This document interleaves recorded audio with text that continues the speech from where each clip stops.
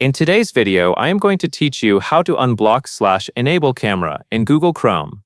Start by opening Google Chrome on your computer. Make sure you are in the main browser window so you can access the full settings menu.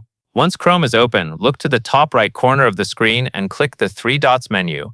From that menu, click Settings. This will take you to Chrome's settings page where browser permissions and privacy controls are managed.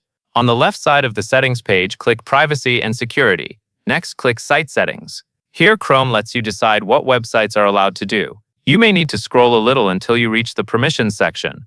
In that area, click Camera. This opens the camera permission settings for the browser.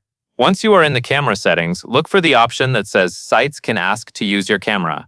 Select that option. When this setting is turned on, Chrome will allow websites to request access instead of blocking the camera automatically. That means when a trusted site needs your camera, you will see a permission prompt and can choose whether to allow it. If camera access was blocked before, changing this setting usually resolves the issue.